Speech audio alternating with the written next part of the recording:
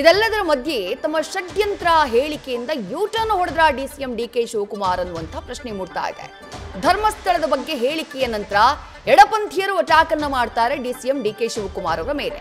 ತನಿಖೆ ಪೂರ್ಣಗೊಳಿಸೋ ಮೊದಲೇ ಡಿಸಿಎಂ ಷಡ್ಯಂತ್ರ ಅನ್ನುವಂಥ ಹೇಳಿಕೆಯನ್ನ ಕೊಟ್ಬಿಟ್ರು, ಅದಕ್ಕೆ ಕಿಡಿಕಾರ್ತಾರೆ.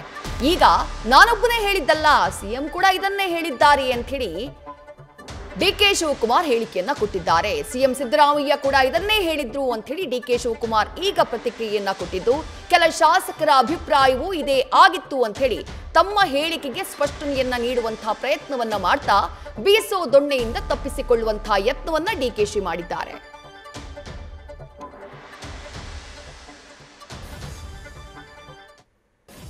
ನೋಡ್ರಿ, ಬಿಜೆಪಿಯವರು ಏನು ಮಾತಾಡಲಿಲ್ಲ, ಈಗೆಲ್ಲ ಮಾತಾಡ್ತಾ ಇದ್ದಾರೆ. ಸ್ಟಾರ್ಟಿಂಗು ಪ್ರಾರಂಭದಲ್ಲೇ ಅವ್ರು ಏನಾದ್ರು ಮಾತಾಡಬೇಕಾಯ್ತು. ಈಗ ಅವರು ರಾಜಕೀಯ ಮಾಡ್ತಾ ಇದ್ದಾರೆ ಬಿಜೆಪಿಯವರು, ಬೇರೆ ಏನಿಲ್ಲ. ಈಗ ರಾಜಕಾರಣ ಮಾಡ್ತಾ ಇದ್ದಾರೆ. ಬಿಜೆಪಿಯವ್ರದ್ದು ರಾಜಕಾರಣಕ್ಕೆ ಅವ್ರು ಹೋಗ್ತಾ ಇದ್ದಾರೆ ಹೊರತು ಅವರು ಹಿಂದುತ್ವ ನಮ್ಮ ಮನೆ ಆಸ್ತಿ ಅಂತ ತಿಳ್ಕೊಬಿಟ್ಟವ್ರೆ. ಯಾರ ಆಸ್ತಿನೂ ಅಲ್ಲ, ಅವರವರ ಭಕ್ತಿ, ಅವರವರ ಭಾವನೆ, ಅವರವರ ನಂಬಿಕೆ. ಸೊ ನಾನು ಇದರಲ್ಲಿ ಬಿಜೆಪಿಯವ್ರದ್ದು ಬರೀ ರಾಜಕಾರಣನೇ ಬಿಟ್ಟರು ಬೇರೆ ಏನೂ ಇಲ್ಲ. ಯಾಕೆ ಸ್ಟಾರ್ಟಿಂಗಿಂದ ಮಾತಾಡಲಿಲ್ಲ? ಫಸ್ಟ್ ಡೇ SIT ಮಾಡಿದಾಗ ಯಾಕೆ ಮಾತಾಡಲಿಲ್ಲ? ಫಸ್ಟ್ ಡೇ ಅವನು ಯಾರೋ ಕಂಪ್ಲೇಂಟ್ ಕೊಟ್ಟಾಗ ಈ ಒಂದು ಕಂಪ್ಲೇಂಟ್ ಸರಿ ಇಲ್ಲ ಅಂತ ಯಾಕೆ ಹೇಳಿಲ್ಲ? ಇವರು ಒಬ್ರು ಮಾತಾಡಲಿಲ್ಲ. ಧರ್ಮಸ್ಥಳದ ಬಗ್ಗೆ ಪ್ರೀತಿಗಿಲ್ಲ ಅವ್ರಿಗೆ. ರಾಜಕಾರಣ ಮಾಡಕ್ಕೆ ಧರ್ಮಸ್ಥಳ ಬೇಕು ಅವ್ರಿಗೆ. ನಮ್ಗೆ ರಾಜಕಾರಣ ಮಾಡ್ಲಿಕ್ಕೆ ಧರ್ಮಸ್ಥಳ ಬೇಡ. ನಮ್ಗೆ ಅವ್ರ ಗೌರವನ ಅವ್ರು ಕಾಪಾಡ್ಬೇಕಷ್ಟೇ.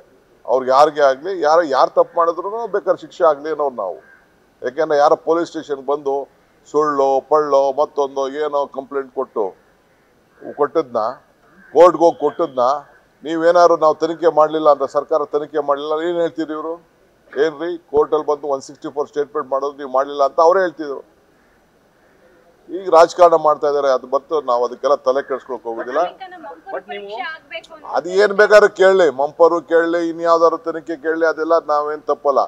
ಇದನ್ನ SIT ರಚನೆ ಮಾಡಿದಾಗ ಯಾಕೆ ಮಾತಾಡ್ಲಿಲ್ಲ ಅವರು? ಅವರೇ ತಾನೇ ಮಾಡಕ್ ಕೇಳಿದ್ದು. SIT ಬೇಕು, ತನಿಖೆ ಬೇಕು ಅಂತ ಹೇಳಿದವ್ರೆ ಅವರು. ಈಗ ತಿರ್ಗಾ ಎಲ್ಲ ಏನೇನೋ ಮಾತಾಡ್ತಾ ಇದ್ದಾರೆ.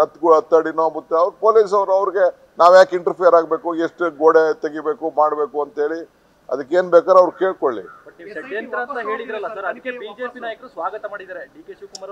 ಐ ಆಮ್ ಟೆಲಿಂಗ್ ಯು, ನನ್ಗೆ ನನ್ನ ವೈಯಕ್ತಿಕವಾಗಿ ಗೊತ್ತಂತ ವಿಚಾರ ನಾನು ಹೇಳ್ತಾ ಇರ್ತೀನಿ, ನನ್ನ ವೈಯಕ್ತಿಕವಾದಂತ ಒಂದು ಅನುಭವ.